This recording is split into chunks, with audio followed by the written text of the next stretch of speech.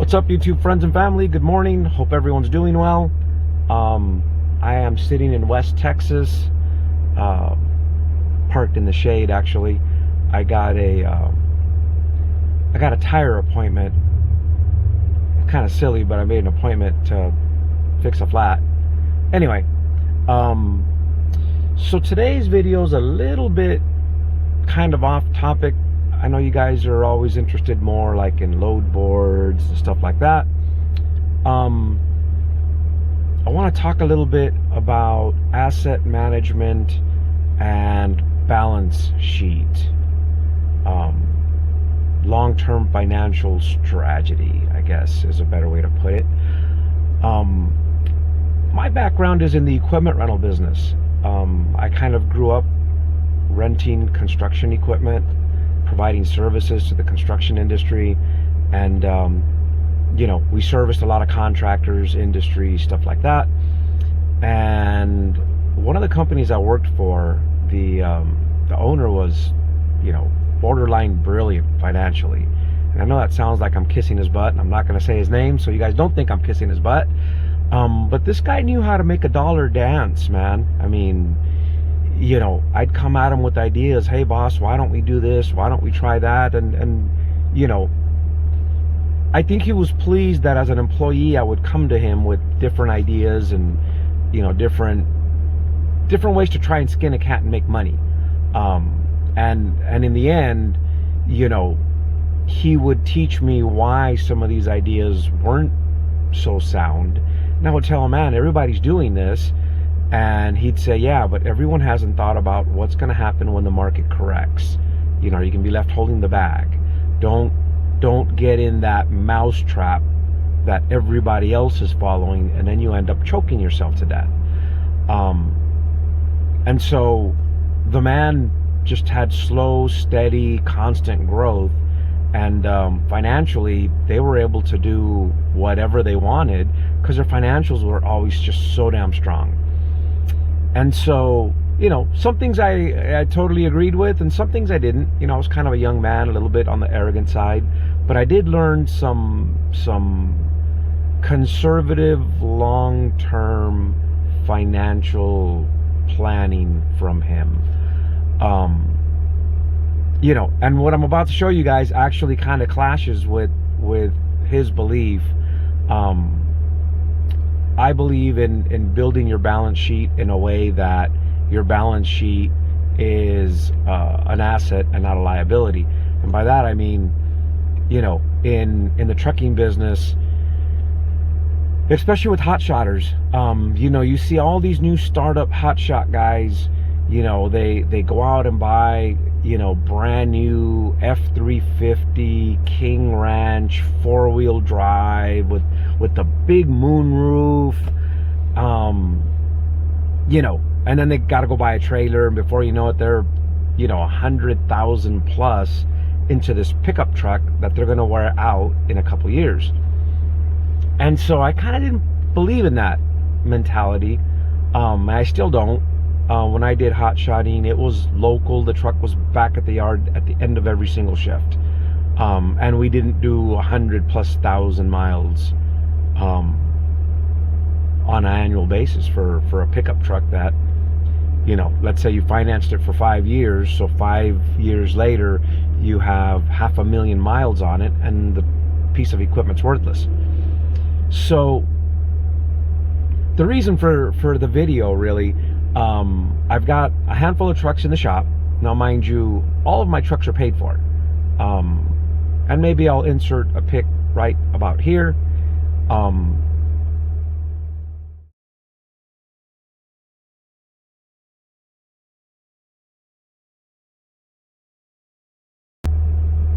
These trucks I purchased cash in packages. And I've talked about them before, and I'm not going to try and tell you guys Mac is the greatest product, because I've got 4 sitting in the shop right now.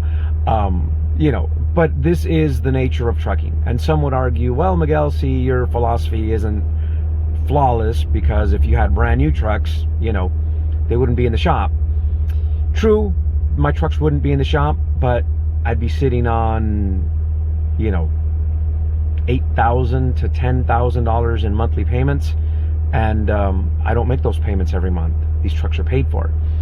So from the equipment rental business, I kind of learned, you buy a piece of equipment for, let's just say $10,000, and you finance it, and your payments $300 a month, and you rent the thing for $700 a month. You depreciate them over a period of time, and then in the end you try and sell that piece of equipment 4 years old for $7,000, believe it or not.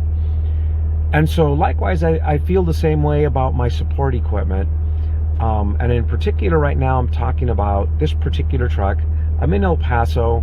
I've got a couple trucks getting worked on, as I began to talk about here a minute ago. One truck is getting a complete engine, and that was kind of our fault. The truck had a misfire. We kept running it. Eventually the injector stuck open and it washed out the cylinder. And for those of you that don't know what that means, basically two things can happen when your injector sticks open. The engine can hydrolock, which means the piston, while traveling upwards, can come to a complete stop, and it'll either bend the connecting rod, or it puts a rod right through the side of the block, or it washes out your rings. And in our case, that's what it did. It washed out the rings, and so every time the engine spins and tries to make compression, it blows compression down through the crankcase, and so that engine's basically toast. It needs to be rebuilt. I got another one that had a rocker problem. It had also a misfire, and we kind of learned our lesson: park it right away. And we knew better with the first one. It was a mistake just to keep running it. We were trying to bring it home, and it failed on the way home. So I got another one that failed not too far from here. I got it to a shop. They pulled the top off of it, and as it turns out, it's got a flattened cam lobe and a couple rocker issues. It's all on the top end. So that one's getting done. Then I got another one with an axle issue. An axle's out of alignment. And right now you're thinking, well, wait a minute, you're talking about asset management and how you don't buy new stuff, but your equipment's junk. These are just things that happen. One of them, actually, I'm pulling out of the oil field, and so it hasn't been on the road. It's been running in the oil field, and you kind of set a different standard in the oil field because they're off-road every day, all day. You don't really need the same level of suspension quality, I guess. Obviously you don't want the front end coming loose on you, but anyway.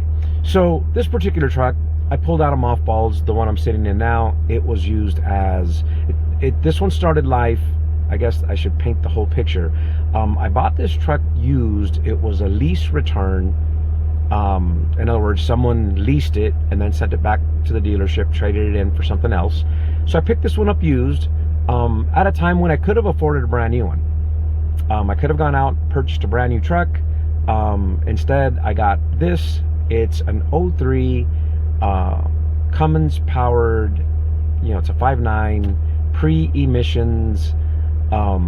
It's a common rail motor. It was the first common rail, 4-wheel drive, 2500 Laramie, which means it's got the leather seats, and back then they weren't as nice as the new ones are now with the nav systems and everything else. But I picked this thing up used, really cheap, with very few miles, way under 100,000 miles. And today she's got 208,000.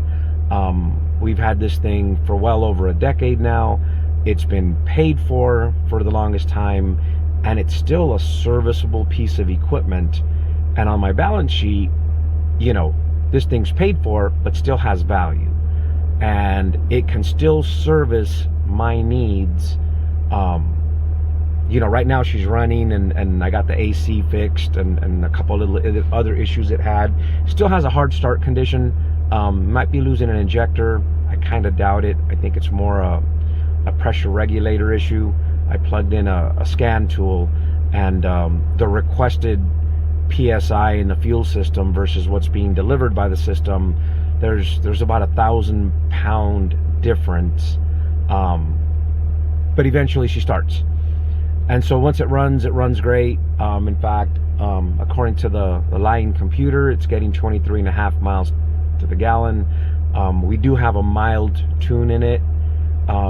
It's an economy tune, which basically makes the transmission shift sooner, and very mellow things. It'll pass emission test the way it sits. And so the idea behind the video is, at a time when I could have purchased a brand new truck, I bought this used, cheap, really cheap, probably 15 to 20,000 less than what a brand new one would have cost. Financed it on a short-term, probably like a 4-year loan kind of thing, paid it off, and we've been running this thing around now for about a decade without any payments. And it served first as my daily driver. I would drive it back and forth between Cali and New Mexico, and back and forth between my home and the equipment rental business. I needed another vehicle. I needed another service truck. And so when I went out shopping for a service truck, I was going to put my kid brother in. When I found a truck that was a decent deal, my kid brother's like, hey, well, why don't you get yourself a new truck and kick me down yours? In other words, this one. He's like, I really like the 5.9. You're going to get a 6.7. He says that 6.7's got more gears. It spins slower going down the highway. You do more miles. And honestly, I kind of thought like a Ford owner. I used to have Ford 6.0s. And, I think this truck had just hit like 65,000. And I was like, he's got a good point. Why don't I just get something with less miles for me? And so I kicked this truck down to him, and he ran it around for quite some time. And then he quit to go work. Well, he used it for a service truck in the equipment rental business. It would also on occasion tow a small trailer to and from construction sites, delivering scissor lifts and smaller equipment. Plus he would use it for service calls. And then when I shut down the rental business, I brought my kid brother out to the oil field, and this became a service truck in the oil field. We ran it around here for quite some time. My kid brother later quit. He went to go work for Peterbilt. It was amicable. There was no hard feelings or anything like that. Basically, he had a girlfriend in San Diego that he wanted to go move in with. And so, and from a career standpoint, it was a good move for him. Good pay, excellent benefits, that kind of thing. Don't fault the man for that. I don't fault any of my employees for finding a better gig for themselves and bettering their lives. And so anyway, so this kind of got beat up and abused a little bit by the other guys at the shop that didn't have the same, affection towards it that my kid brother had. And when Oilfield died last year, this kind of sat in mothballs along with that F-150 I gave to my daughter. So this last trip up here, I got a couple trucks in the shop and I got no way to get around, and renting a car is just kind of a waste of money. So I reached out to a buddy of mine and said, hey man, can you go pick up that Ram sitting at the yard and go through it, see what she needs. The AC wasn't working. It needed a really good bath and a cleaning inside and out. It was a disaster inside. Any of you that are familiar with the Permian Basin, if you leave a car sitting outside, even with the windows roll up, dust just gets on everything inside and out. And so the funny thing about this vehicle is I got it in El Paso now, and thank God the AC works, because yesterday it was 103 out here. It's early in the morning, it's already 85. Anyway, so I went to a car wash yesterday. I bought a whole bunch of cleaning supplies, and I vacuumed out the interior, I scrubbed the carpet, I cleaned the seats, I cleaned everything in this truck. Right now it's kind of a mess again because I gave Diane 744, sorry, the truck I was driving. Diane came back to work for us. She was a driver for me in the oil field, and she's in Minnesota right now making a delivery. Actually, she delivers Monday, but she took my truck, and so what you see in the back is everything I took out of the rig to empty it out for her. And so that was kind of the other thing I needed. I need some place to put everything. I'm going to use this to drive home to Cali next week so I could be home for the 4th. But, you know, I needed another vehicle. So fix the AC. I got a nail in tire. I'm going to get that taken care of here in a minute. But this truck is an example of asset management and, you know, understanding what your long-term objectives are as compared to some people say, hey, well, you know, I profit $7,000 a month, and so I'm paying myself out of that. I can afford to live. And, you know, it's easy to say I'm going to go out and get in debt because I want a new truck, or, you know, the wife wants a Benz, or, you know, whatever it may be. And what I'm trying to get across here, guys, is you always have to look at the long game. This truck isn't flashy. It isn't, I guess back in its day, it was a handsome truck. But, you know, this truck was always a work tool. And yesterday when I was sitting at the car wash cleaning it up, some guy walked up to me and said, man, what year is that? And I'm like, it's an 03. And he says, it's in really good shape for an 03. I'm like, well, it's actually kind of beat up. I said, it was in really good shape about 2 years ago. And he's like, no, he says, it looks good. How many miles are on it? And I told him, and he goes, would you be interested in selling it? And I'm like, you know, I always tell people everything's for sale, including me, if the price is right. And he kind of laughed. And believe it or not, man, he offered me more than I paid for this thing years ago. And he's like, hey, I'm serious. He says, we can go to the bank and I can draw you up a cashier's check right now. And the biggest reason I didn't really consider it seriously is if I took that same money and tried to turn around and buy another one, I'd end up with an emissions truck, a newer one. I'd probably end up with someone else's problem. Used vehicles are in very high demand right now. The dealership I bought my wife's car from calls me like every other week. Would you be interested in selling that Tahoe?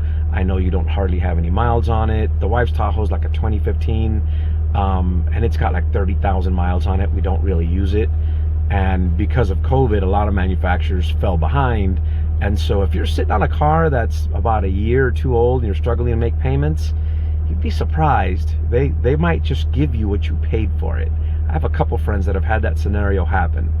Anyway, so this was just offered to me yesterday, and it's case in point, you know, why I'm always saying to the hotshot guys, you know, hotshotting with these little pickup trucks just isn't smart business.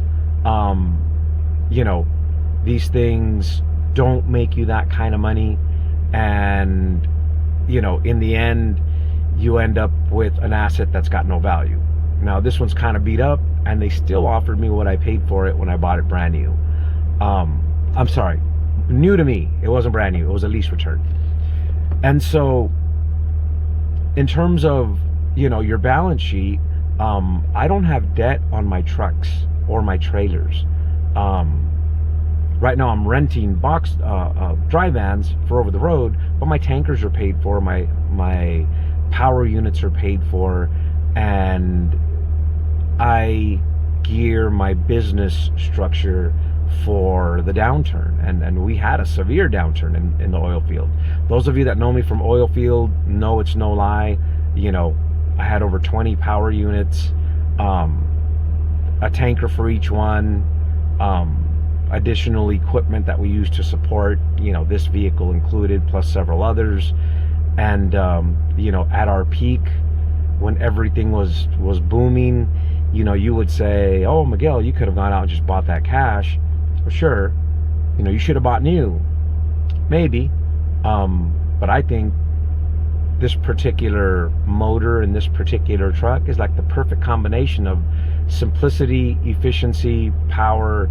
You know, yeah, the truck's a cheaper built truck if you compare it to the newest stuff, but you know, I'm going to put it back in service and use it as a service vehicle for my trucks. The majority of them tend to be here in El Paso because that's where my drivers are from. Most of my drivers are return drivers that drove for me in the oil field here in West Texas.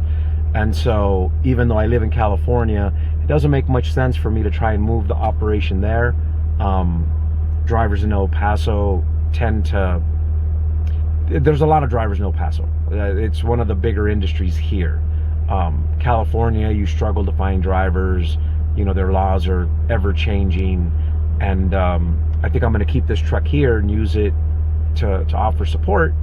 And so, you know, here I sit with an asset that, instead of having to buy a truck and be stuck with payments to cover as an overhead, this is a truck that's been paid for 10 years. And, you know, it goes back to that idea of, you know, plan for the long game, not, you know, I mean, you've seen the stickers, you know, that say, you know, I'm here for a good time, not a long time. This is a game of long time. The equipment you buy, you need to look at what its true serviceability is going to be for you. Anyways, let's see if we can't show you around the old girl. We dubbed this one Goldilocks. And so there you can see she's got 208. It says brake right now because the parking brake is set. I'm sitting here idling. And you know, she's a Laramie. She's not spotless. We did upgrade the radio. That's money that, you know, you put money into an upgrade on a radio and you say, well, that's not money very well spent. It truly isn't. But, you know, this is an 03. If you remember the sound systems from 03, you know, they're not Bluetooth compatible. This thing has, you know, the whole the Apple program, I forget which one it is. It also has Android Auto, which I use when I'm rolling down the highway. So basically everything on my screen ends up on that particular screen. So I can put my phone down and do everything from my phone there. It's got a small amp and speakers. It used to have a sub, but we pulled it out. Pulled it out when I got my other truck I was driving, which I recently sold. The sub sat under the seat and it fit the other one.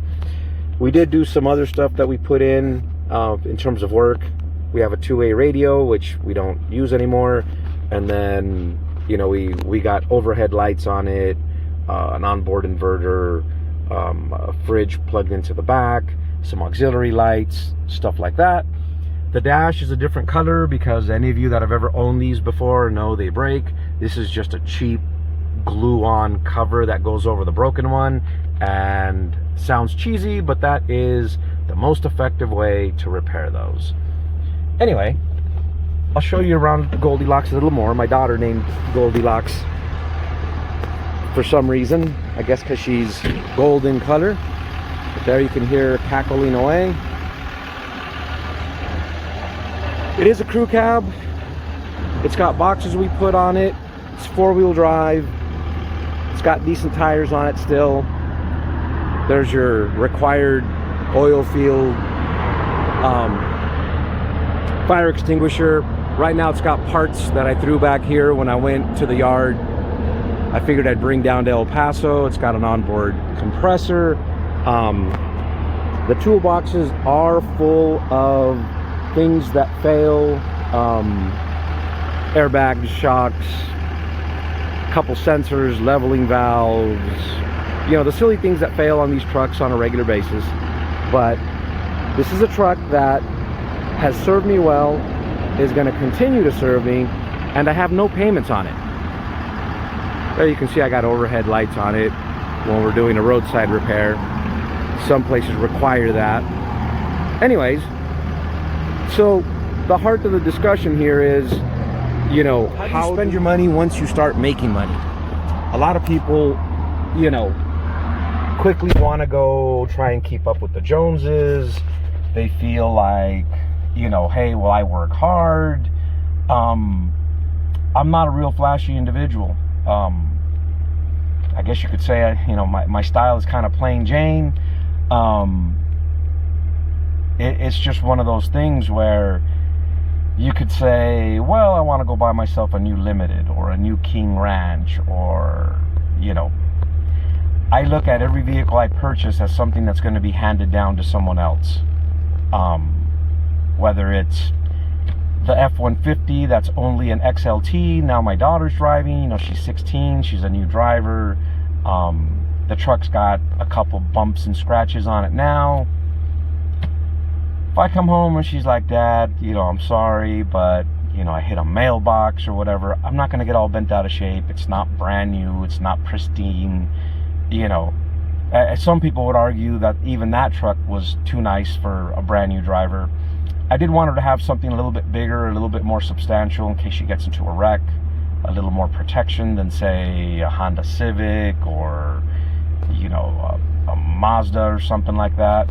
You know, no offense to them cars, but anyway, you know, this truck started life as my daily driver, and then it got handed down, and that kind of happened with every vehicle that I drive. I don't buy them overly flashy or overly equipped, because at a certain point, you know, because of miles or whatever, I'm going to jump out of it, jump into something else, and the vehicle will start a second life. This vehicle went from my daily driver to a service truck, and then became more of a service truck. You know, now I'm gonna clean it up a little bit more, and, you know, add a few more things, and just keep getting life out of it. I don't see why I couldn't run this for another 10 years. The only thing that would possibly stop me is if California emissions do something where I can't run this one at all anymore, which right now it doesn't seem like they're targeting these. The other nice thing about this truck is because it's a 3/4 ton, it's not considered a commercial motor vehicle, so I can put a mechanic in this and run him anywhere in the country. No need for e-logs, no need for daily vehicle inspection reports, none of that. That's why all my pickup trucks were 3/4 ton. I never bought 1 tons for the same reason. It's just, it's easy. And it's not to say that we don't maintenance it and keep records and stuff like that, but it's just one less thing for you to make a mistake and get caught in an audit, or have a compliance issue, or, you know, my mechanic got up at, back when oil field was booming, my mechanic got up at 5 to go do a service call. That started his 14-hour clock, and now he gets a call at 6 in the afternoon. Someone got a flat, and now I got to pay a tire repair service instead of my guy going to go do it because his 14-hour clock ran out. With this truck, that doesn't apply. You know, if he feels up to it and he can go do it, great. Anyway, I just kind of want to share that a little bit. It's not really like Amazon related or anything else, but any of you guys that, you know, if you have success with it and you start growing, you end up with 4 or 5 box trucks or power units, you're going to need a way to service your equipment, and you're going to quickly find that, you know, a blowout where someone comes out and charges you $650 to bring you out a used tire, you know, for that same money, you could pay your own guy, go buy a brand new Goodyear and go install it. You know, you're going to quickly realize it makes sense to have my own vehicle to do this. I got 4-wheel drive for everything, not just because of the added traction, but when you put these things in 4-low, they will, with a chain, tug a semi.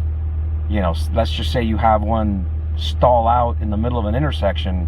We've used this to pull semis. I've used my other trucks to get unstuck. Maybe I'll try and insert a picture here. I've got several probably where that happened. This truck also has a base plate in the front. All my pickup trucks, I put base plates on them. Basically, it's a kit where you can hook up to the front and tow them. And so if one of these break down, another pickup truck can come tow it without having to put it on a rollback. Or if I have to go pick up a power unit, I can drive one of these pickup trucks out to the power unit, hook it up to the back of that power unit, and drag it back. Or a mechanic can go out and retrieve one. If it's broken or whatever, he can load the parts in this, drive out by himself, fix the truck, hook this up behind it, and then drive the semi back. Maybe I'll post up a picture of what that looks like. But another advantage to the trucks being 4-wheel drive is we can tow them with all 4 wheels on the ground without it causing damage to the powertrain. You simply put the truck in neutral for the transfer case, and this will keep you from damaging the transmission or anything else. Anyways, this one's definitely off topic, just a different kind of way of thinking, a different way of doing things. You have to remember, when you do things like everybody else does, when everybody else hurts, so do you. You have to kind of think outside the box and make your plan work when everybody else's fails. You know, if everybody's jumping on a bandwagon, when's that bandwagon gonna stall out? And what can you do to keep moving when they don't? When they fall apart, how can you thrive? And some would argue, oh man, you should have gotten rid of that truck a long time ago. You know, from a tax standpoint, you know, you could have been writing off payments, blah, blah, blah. And this is true, except for the fact that when the economy dies, your write-off does you no good if you can't generate the revenue to make the payments. I think at one point we had 7 pickup trucks running around, you know, between service trucks, sales vehicles, the vehicles I drove, parts runners. We had like 7 pickup trucks. And that's on top of all the other, you know, work trucks. And so being in a position where your industry can drop and you have no payments, and really the biggest thing that's hurting you is your equipment's degrading. That's kind of what I'm experiencing right now. The equipment I'm pulling out of the yard, you know, batteries that are bad, tires that have been sun beaten, you know, that kind of stuff, and interiors that are all covered in dust because, you know, dust got in them, but they're still workable assets. This truck got pulled out of mothballs, and man, I wish I had taken some pictures. It was bad in here. Literally, you sat in here and you were covered in dust just from sitting in here, and it's a pretty nice place to be right now. I spent the whole day cleaning it up, but this truck's coming back to work, and it's gonna, you know, it's gonna save me money. This one won't be a money maker. You know, I guess if I hired a mechanic and tried to do a third-party service, maybe, but just saving me money, this is gonna do that. But anyways, as always, thanks for watching, guys.